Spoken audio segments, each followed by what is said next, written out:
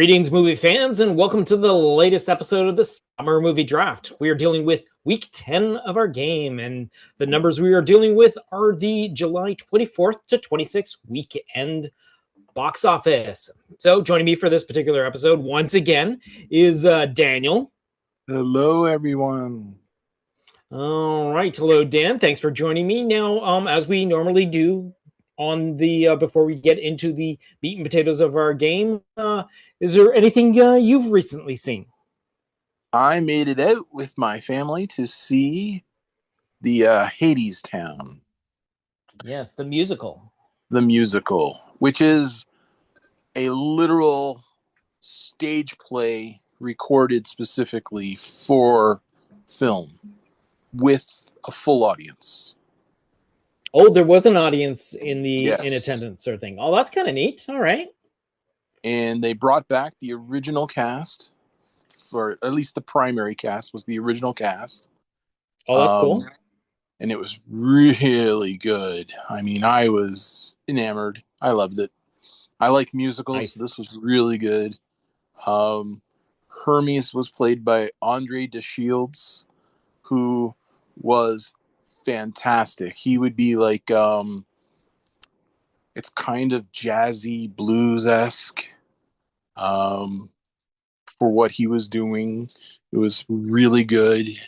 The Orpheus, played by Reeve Carney. I'm cheating. I've got these all up now so I can get the names right. He would be like a high tenor that was just unbelievable. Like, and the music was very Krista Berg. I don't know if you're familiar with Krista Berg, really? the Railway Man. Yeah. That kind of music. It sounded similar to that, and it has the same sort of, I hate to say it, the same sort of storyline even with the Railway Man, because they're talking about the railway to hell. Gotcha. So this is like a modern take of a classic story of hell. They brought back Patrick Page, and he had an injury, and during the movie I found myself wondering, like, was that a costume choice or is it a cast that's done up like a costume? But it looked like they did his leg up like a dragon's leg so that he could do the stage play with his I see what you're saying. torn Achilles. Oh, ouch.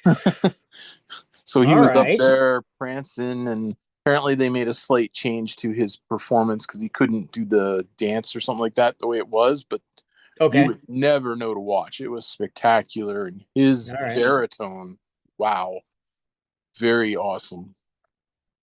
So much so that I thought, when he was doing his baritone, I thought that would be like he would have that deep voice, but it went away for his voice. It was like, wow, that was awesome.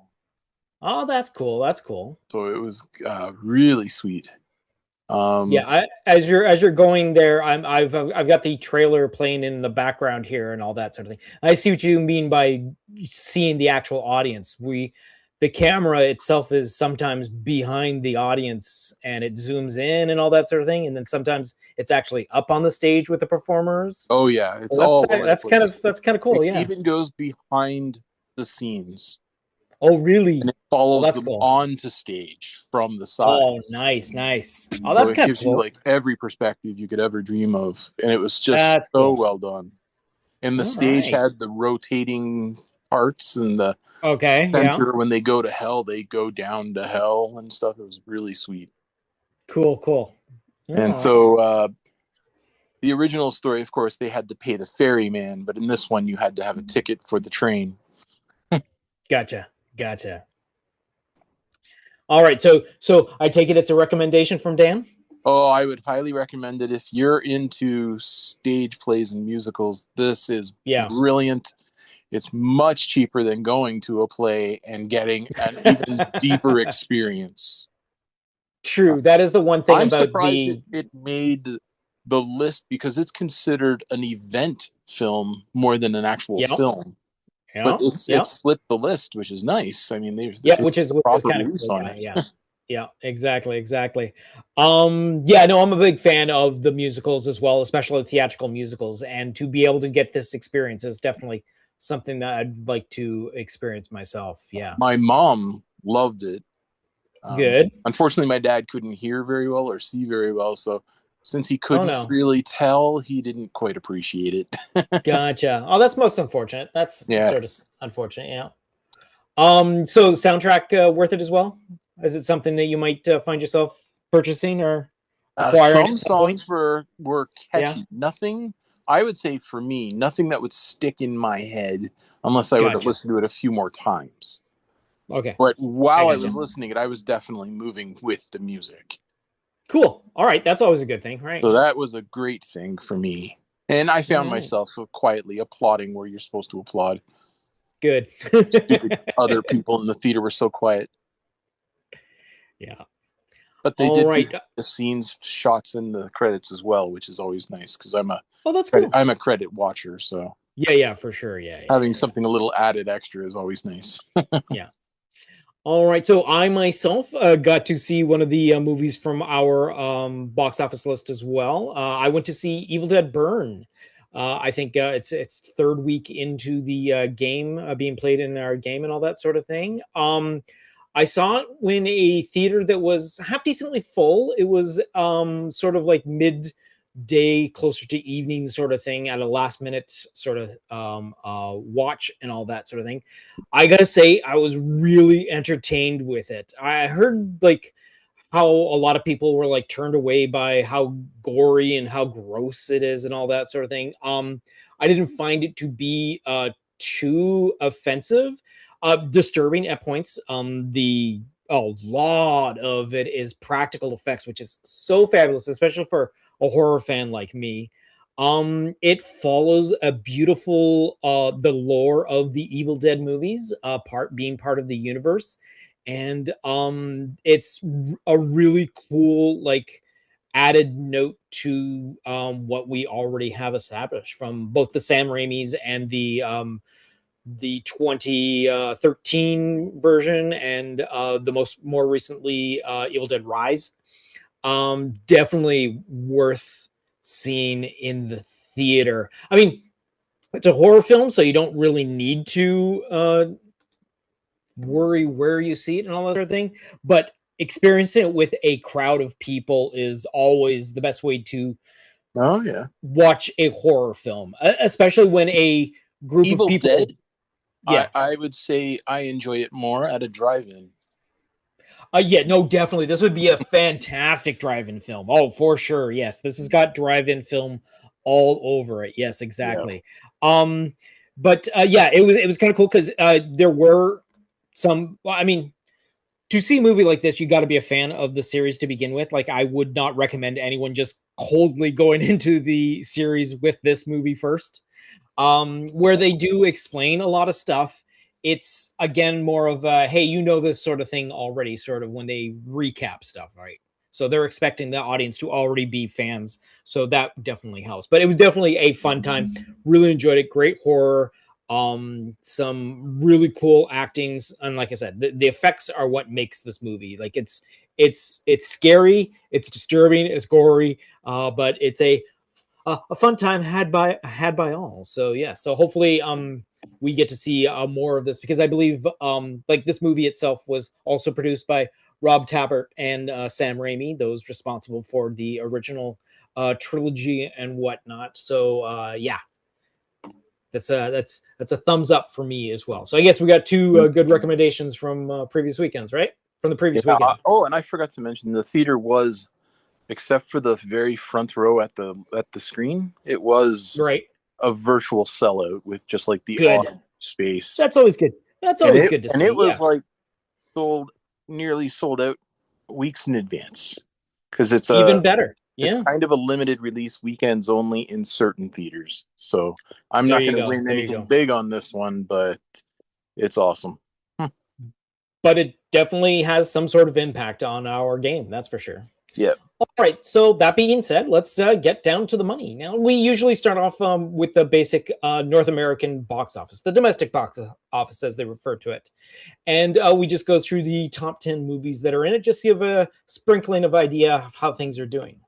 So I'm going to start off with number 10 from this past weekend. Again, the July 24th to 26th weekend. Number 10 is the still going strong Obsession, pulling in another $1.5 million. I saw it's still in the theater I went to too in Milton. It's still there. I was like, what yeah, the hell? I think the next time I go out to a movie other than this upcoming Friday, more on that later, I'm definitely going to get myself to see Obsession before it's. I mean, I don't think it's going to pull from theater soon, but just the rarity of being able to watch it will become a little less.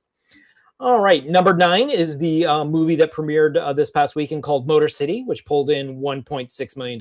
A movie that was added to the release date after we had already started our game, so that's why we didn't have that choice to us. In 8th place was Young Washington with $1.9 million. 7th place was The Invite with $2.6 million. In 6th place was Evil Dead Burn with $2.8 million. 5th place is Minions and Monsters with $9.7 million. 4th place is Toy Story 5 with $10.1 million. Premiering in 3rd place is Hadestown the Musical with $10.2 million. Wow. In 2nd place, such a small release in little theaters too. Wow. And with that amount of money, because in 2nd place was Moana with $10.6 million. So it almost made as much money as Moana did this past weekend. Wow. But the big winner, if everyone is aware of what's going on in movies nowadays, is The Odyssey. And The Odyssey, another $90 million domestic for this weekend. So, yeah. So, kind of a cool thing. Dan is the owner of, well, actually, I don't think we even mentioned that Dan has, as one of his movies, is Hadestown the Musical. But he also has a possession of the Odyssey. So that's quite a fun number for Dan to be getting into. And when it not usual, not our usual after last year and this year. Yeah, exactly. The way things have been going. Yeah. Well, when we get to the next step, things are going to make interesting, a little bit of a situational twist and all that. So basically, the whole thing is worldwide box office. That's when we have our huge numbers, because a lot of these movies do okay domestically, but sometimes like make huge box office overseas and all that. So we like to run with the worldwide list. Now we are referring to using the Box Office Mojo Top 200, where they take the list of every single movie that gets released within a year and ranks them by the worldwide box office they have pulled in. So for 2026, we are going to refer to the movies that are part of our game that are on this list. So to start off with, oddly enough, first place is Toy Story 5. So 1 out of 200 is Toy Story 5, with a current running total of $1,023 million. So within 1 week, it surpassed both the totals for Super Mario Galaxy, the movie, and the biopic Michael. So it jumped right up to there. In 7th place is the Odyssey, which worldwide running total is $652 million. Wow. Yeah, I know. Exactly. I thought you'd be happy to hear that number, Dan. All right. In 8th place is Minions and Monsters with $413.7 million. 9th place is Backroom with $389.7 million. 12th place is Star Wars, The Mandalorian and Grogu with $344.7 million. 15th place is Disclosure Day with $239 million. 16th place is Scary Movie 6. Well, I guess it's just called Scary Movie this time around at $231.2 million. 17th place is Moana with $229.5 million. 28th place is Supergirl with $124.6 million. 29th place is Masters of the Universe with $113.6 million. 38th place is Evil Dead Burns with $63.5 million. 48th place is Young Washington with $44.8 million. 58th place is Passengers with $31.6 million. 63rd place is Jackass, Best and Last, for $27.3 million.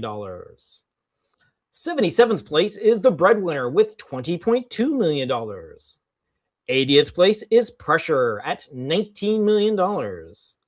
Entering the top 200 at 112th place is Hadestown the Musical with $10.2 million, which apparently means they only just got a domestic release, so there's no international yet. So you never know. If it gets international in the next week or two, you got another box office total coming to you there, Dan. But and if it did, I bet it would do well. I mean, this is one of those. This is one that could like win awards, I think. And the other thing about it, it's not like a political thing. It's not like a Hamilton thing, which is like an American sort of story. Yeah, no. This is historical. You're doing exactly. It's a mythology thing. Yeah. And there's nothing in the play that would scream America. There you go. All right. 120th place is I Love Boosters with $9.7 million. 126th place is Leviticus with $8.4 million. 140th place is The Death of Robin Hood with $6.9 million. In 194th place is Stop That Train with $4 million. Now, the rest of the movies that are in our game are below the 200 mark. So numerically, they are Power Ballad with $3.3 million. Girls Like Girls with $2.7 million. Carolyn with $382,000. And Corporate Retreat with $381,000. So when you take the full numbers, and like I just gave the abbreviated numbers, I was going to read every single number because would be tripping over my tongue left and right. But the group running total, so for all the movies that are currently in our game, the running total for the group is $4,015,332,125. All right. So basically what it is everyone has a certain roster of movies, and the running total is what gives everyone their positions and all that sort of thing. So when it comes down to the 4 members involved in this game, in number 4 place is Troy with $385 million. In 3rd place is Candace with $1 billion and 1 million. In 2nd place is Dan with $1,230 million. Holy. And in 1st place is Mitch with $1,398 million. Oh, I think congratulations on getting that the Odyssey there, Dan, because it in 2 weekends it broke the billion. Wow. Yeah. I'm taking first. You went from you basically went from 2nd to 3rd, but with a huge jump. Yeah, exactly. Yeah. That was it was a huge jump. Yeah. Well, when I started doing the numbers, I brought up Candace's. I'm like, oh yay, Candace broke $1 billion, yay! And then I brought up Mitch, and I'm like, all right, Mitch is there. And then I'm like, oh, I missed Dan. Went back to yours, and like, what the? So yeah, there you go. That's how things go. Wow. So this is but it's going to be this upcoming weekend that is going to turn this game into a very close game, because with the weekend of July 31st to August 2nd, we have 2 movies coming out that are part of our game. There are going to be other movies that are coming out, but part of our game are 2 movies. That would be the one that is owned by Dan called I Want Your Sex. And then it would be yes, exactly. And then it would be finally I get another movie into this game after being sitting on the bench since like mid-June, and I have Spider-Man Brand New Day. So with that being put out there, it looks like chances are I'm going to be back into the game with Spider-Man. Just predictions of what everyone's saying and all that sort of thing. It's probably going to have probably one of the biggest openings of the at least the summer is what everyone's predicting. Maybe not the top one, because that again was, I think, like 352 million for like Toy Story 5 in its opening weekend alone. So yeah, that was a huge number for that. But yeah, so at least I'll be able to sometimes get into the $1 billion club with you guys eventually. But yeah, so that's what we have for next week. So there are plans on going to see this movie, right, Dan? Yeah, I'm working on it. I brought home the foam today. Excellent. Daniel and I have already purchased tickets almost a month in advance when the tickets were almost sold out in the theater, which is always a good sign when you're trying to win a movie based on box office.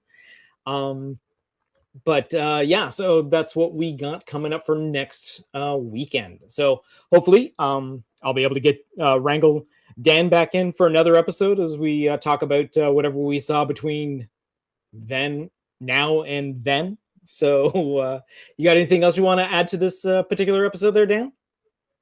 No, just I hope everyone's going to get out and see their movies and enjoy themselves. Exactly. Yeah. Again, if you're going to see Evil Dead, I do recommend a drive-in. A drive-in would be cool. Yeah. Hadestown is very limited, so you'd have to look that one up and reserve your spot because they're in smaller theaters. So I'm surprised it made as much as it did. Like that was an impressive. I was also I was in the same boat as you. It was like, wow, that is a huge number for what essentially will be like maybe a weekend sort of thing and all that sort of thing. It's like one of those. It's like one of those like concert films. Like they do really good the opening weekend and then they just disappear off the unless map you're Taylor Swift. But yeah, exactly. Or friggin' the BTS always sticks around too. Yeah. No, I was gonna go with the anime, but I guess that's not a. Oh, the K-pop Demon Hunters. Yeah. Well, no, last year when K-pop Demon Hunters was released for that one weekend, it was a surprisingly huge amount of views, and it kept it in the like top like 100 for the longest time. So, but again, it was something that wasn't part of our game because we didn't think that it would have been. I think it actually got added to the list well after we had started playing the game. Yeah, and then it even got like re-released again because of the. Exactly. Yeah. All right. So that being said, thank you, Dan, for joining me for this particular episode. Thank you, audience, for coming along on this little bit of a game. And like Dan said, do yourself a favor and just go out and see movies. Because like I always say, if you want to see really cool, really big, really well-done movies in theaters, the only way that that's going to be done is if you pay to go see those movies in those theaters, because then those who make money from those will put movies in the theaters for us to see. And that's not even sure what I was saying right there. But that being said, but you got there. Yeah, I got there eventually. Yeah, go see movies. That's basically it. All right. Thanks again, Dan. Thanks again, audience. And till we see you next time, we'll see you at the box office.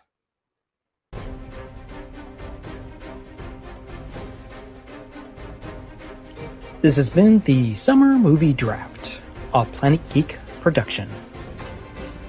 Please be sure to subscribe, download, comment, share, rate, and review.